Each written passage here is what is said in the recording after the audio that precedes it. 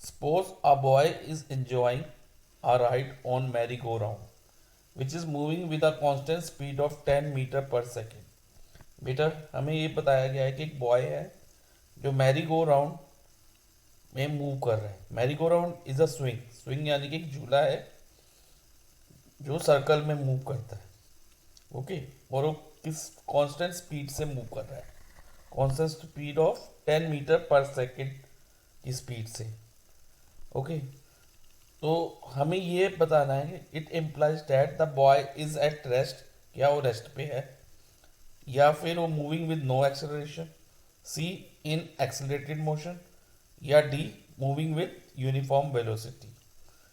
तो बेटा हम इसको समझते हैं। पहले सबसे पहले कोई भी बॉडी जब सर्कल पे मूव करती है ना, देखो बेटा जैसे ये सर्कल में मूव कर रही है बॉडी, पार्टिकल मूव कर रहा है, तो इस मोशन को हम क्या कहते हैं, यूनिफॉर्म सर्कुलर मोशन।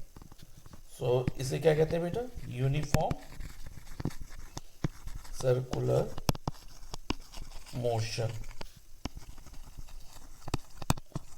ठीक है, यूनिफॉर्म सर्कुलर मोशन कहते हैं। मैरी गो राउंड का मोशन भी सर्कुलर है। ओके, तो हम अब ऑप्शंस को देखते हैं बेटा one by one. First option कह रहा है कि बॉय इज एट रेस्ट। बेटा रेस्ट पे कैसे हो सकता है, वो तो मूविंग है। क्वेश्चन में इटसेल्फ लिखा हुआ है is moving with the constant speed of 10 metre per second. तो वो तो मूव कर रहा है। जो चीज मूव कर रही है वो रेस्ट पे यानी कि रुकी हुई कैसे हो सकती है। तो ऑप्शन ए हमारा क्रॉस आउट हो जाएगा। अब वो कहता है मूविंग विद नो एक्सेलरेशन, तो इसको हम देखते हैं बेटा। तो पहले हम एक्सेलरेशन का मीनिंग समझते हैं। एक्सेलरेशन होती क्या है। एक्सेलरेशन का मतलब है बेटा rate of change in velocity. Acceleration is rate of change in velocity. जब वेलोसिटी चेंज होगी तो एक्सेलरेशन प्रोड्यूस होगी। इस बात को बेटा अपने माइंड में रख लो। जब भी वेलोसिटी चेंज होगी तो एक्सेलरेशन प्रोड्यूस होगी। अब वेलोसिटी कैसे चेंज होती है, उसके लिए बेटा हम वेलोसिटी को अब समझते हैं। वेलोसिटी क्या है। Velocity is actually a vector quantity. Vector quantity में क्या होता है बेटा, हम मैग्नीट्यूड को भी कंसीडर करते हैं और साथ में डायरेक्शन को भी कंसीडर करते हैं। मैग्नीट्यूड मीन्स उसकी वैल्यू। अगर वेलोसिटी विथ ओनली मैग्नीट्यूड हो ना तो उसे हम स्पीड कहते हैं। तो इसमें मैग्नीट्यूड तो हमारी कांस्टेंट का ही है, क्योंकि स्पीड कितनी है बेटा 10 मीटर पर सेकेंड।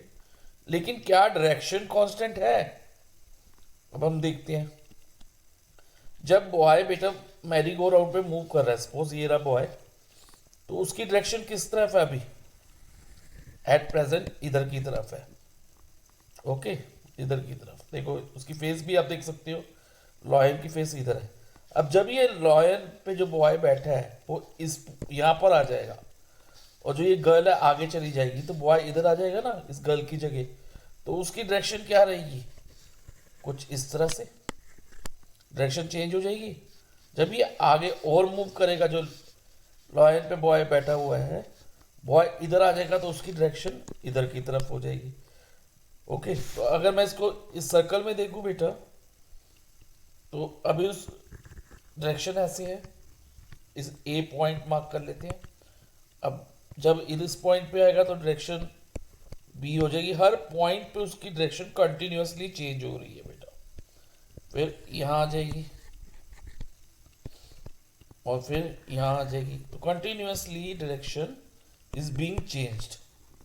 तो जब डायरेक्शन मैग्नीट्यूड कांस्टेंट है ऑल दो, लेकिन डायरेक्शन क्या हो रही है बेटा, चेंज हो रही है।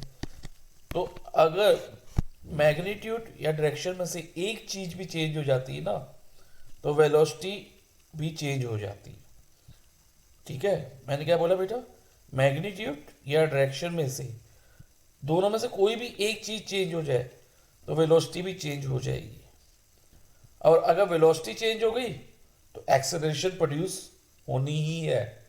ओके, तो अब वो कह रहा है मूविंग विद नो एक्सेलरेशन।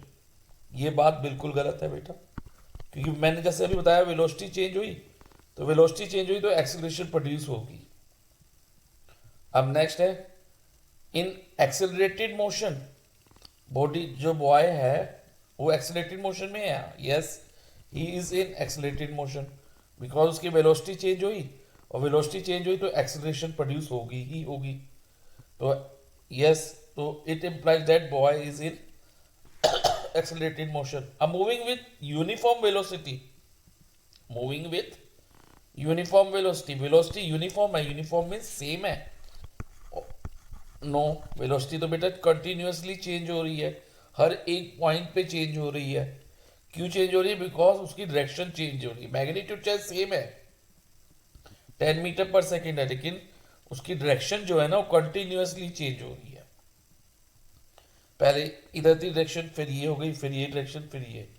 तो ऑप्शन डी भी हमारा आंसर नहीं है। तो फाइनली हमारा आंसर क्या हुआ? Option C. ठीक है।